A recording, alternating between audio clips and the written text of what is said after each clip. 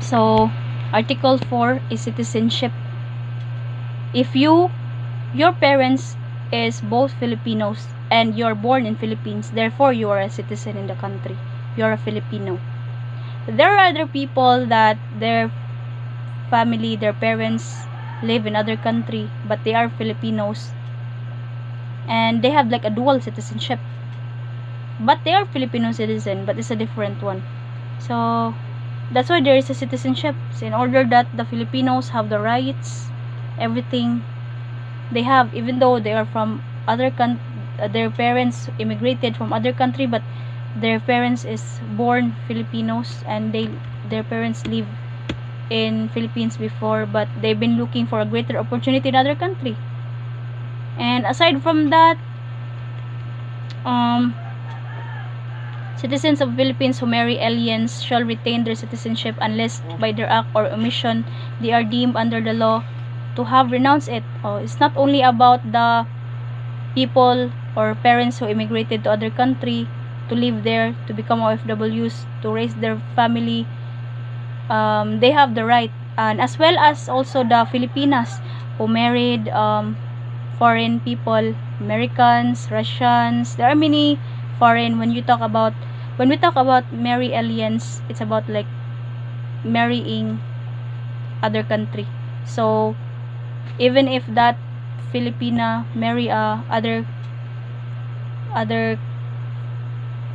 nationality, they should also retain that they're still Filipino. That's why they still have like a dual citizenship, but they should not forget where they came from. They're coming from Philippines, so they should also embrace and not forget where they're coming from.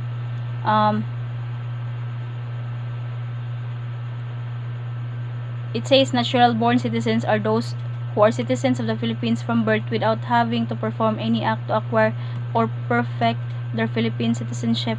Those who elect Philippine citizenships in accordance with photograph section 1 hereof shall be deemed natural born citizens. So we all know that, like, if for example parents have a live birth of their children and there are problems regarding for the names, the letters, or the last name, so there is also rules and regulations regarding to that one. So it's also included into citizenship. So Article 5 is suffrage. Suffrage may be exercised by all the citizens of the Philippines not otherwise disqualified by law, who are at least 18 years of age and who shall reside in the Philippines for at least 1 year and in the place wherein they propose to vote for at least 6 months immediately preceding the election. So by the article 5, suffrage is about how you vote, and it's sad to think because there are Filipino people who already died, but they other people using their names before in order that they'll gonna have some trick that the politicians that they wanted to win shall win in a dirty way. So it's so bad, but thankfully the election May last this month is clean, and they've been they're gonna find some ways to they're gonna find some ways to prohibit or to hackers and everything. It's so and so on. So Article 6, the Legislative Department. The legislative power shall be vested in the Congress in the Philippines, which shall consist of a Senate and a House of Representatives, except to the extent reserved to the people of the provision to initiative and referendum. So by the word Legislative Department, it's about for the Constitution into the government, like the Congress, the Senate, and House of Representatives. So they are 3. Aside from the President is the higher, but the President should also wait for the Congress of the Philippines, Senate, and the House of Representatives. So that's why there are Vice President, there is a Congressman, Mayor, and many more, and there are barangay officials in our local cities. So that's why. So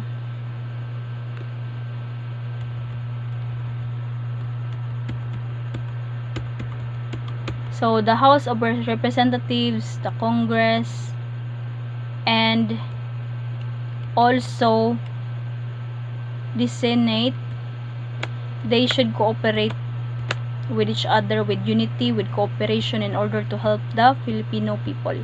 So if I tackle about this one, it's too long, but just to make it shorter, what I can say, my opinion to this one is, whoever into the position, into our government, they should also find ways to make our Filipino people to make a good way of living, to help, and it's not only for the benefits of themselves.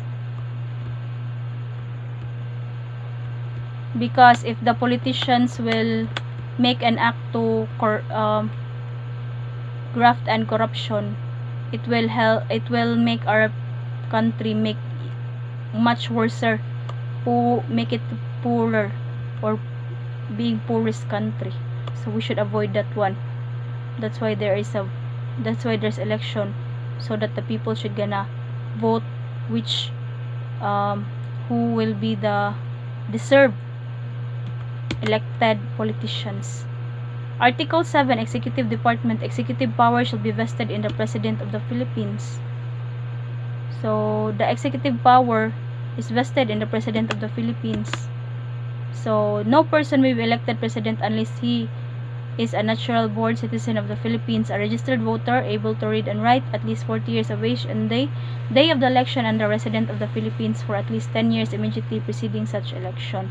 So for the executive department, this is one who will stated about the rules and regulations regarding for the president, the vice president, the member of the cabinet,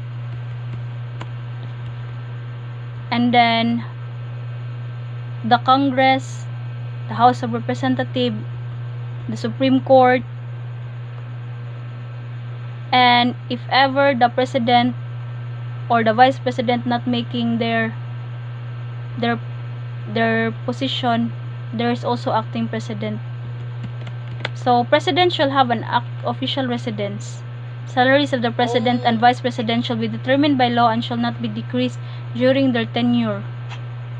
So it's a rules or regulations regarding for president, vice president, and cabinet, and speaker of House of Representative. So why there is a law? Why we have a law? It's because in order that Filipino people should follow the law. As a law-abiding citizen, we should follow the law, whatever it takes, even if it's not in our well-being, or if it's not in our own welfare. At least it will help our other Filipino people. Article 8, Judicial Department. Judicial power should be vested in one Supreme Court, and in such lower courts will be established by law. So Supreme Court is the one who, like if there's a trial, Supreme Court is very important. Congress is also important, because Congress shall have the power to define, prescribe, and apportion to the jurisdiction of various courts, and may be deprived the Supreme Court of the jurisdiction over cases enumerated in section. Judiciary enjoy fiscal autonomy. Judiciary is like the judges in the Supreme Court. If there is a trial, if there is an ongoing trial, Chief Justice and 14 Associate Justice. Rules of Court, Supreme Court, and so many more. So Article 9, Constitutional Commissions. So it's too long to state, but just to make it shorter, constitutional commissions which will be independent are the Civil Service Commission, Commission Elections, and the Commission on Audit. And also there's a salary of the chairman and the commissioner should be fixed by the law and shall be decreased during their tenure. So aside from the It's about for the, they also have the right about their salaries. So this one section, I mean Article 9, constitutional commissions. By the word commissions, it's about like the politicians got their commissions, their salaries, and everything. And also B, the Civil Service Commission. Civil service shall be administered by the Civil Service Commission, composed of a chairman and two commissioners who shall be natural born citizens of the Philippines. Chairman and the commissioners shall be appointed by the President with the consent of the Commission on appointments for a term of 7 years without reappointment. The civil service embraces all branches of divisions, instrumentalities, and agencies of the government. So this one tackles about the right for the employees. By the word civil service, it's for the employees, for the government employees, all public officers, and okay, and C is the Commission on Elections. So it's COMELEC. It's about the rules and regulations regarding for the election. Then Commission on Audit. Why there is a Commission on Audit? It's because like the money, the Philippines, they should gonna look the breakdown, and they also trace if that's a legit one or not, because that's how corruption happens. They falsify the documents. Article 10, local government general provisions. Territorial and political subdivisions shall enjoy local autonomy. Congress shall enact a local government code which shall provide to a more responsive and accountable local department. President of the Philippines shall exercise general supervision over local governments. Local government units shall have a just share or as determined by the law and in national taxes which shall be automatically released to them. Legislative bodies of local government shall have sectoral representation as may be prescribed by law. Cities that are highly urbanized are determined by law, and component cities whose charities prohibit their voters from voting for provincial elective officials shall be independent of the province. The voters of component cities within the province whose charters contain no such prohibition shall not be deprived of the right to vote for elective provincial officials. So it's also tackled about the elections. Autonomous region. Autonomous region is what we call the Muslim Mindanao and in the Cordilleras, consisting provinces, cities, municipalities, and geographical areas sharing common and distinctive historical and cultural heritage. So there are many NPAs in Mindanao, especially they are Muslim, but they also have the right, even if they're Muslim, whatever religions we have, we should respect each one of us because we are Filipinos. So Article 11, accountability of public officers. The right of public officers being having the accountability. The Article 12, national economy and patrinomy. The goals of the national economy are more equitable distribution of opportunities, income, and wealth, a sustained increase in the amount of goods and services produced by the nation for the benefit of the people, and an expanding productivity as the key to raising the quality of life for all, especially the underprivileged. So actually there's too many to say about it, but to make it shorter, well, I said it many things, but just to make it in the whole state, every one of us had a right, our rules and regulations. We have the rights, and if we know that we are following the right, there's nothing to be scared of. If we are a good Filipino people, we should be thankful, we should be happy, and we should hope that the other people, especially very poor people, government should help them, so that their way of living shall improve and everything. So let's hope for a better future for our Philippines. That's all. Thank you.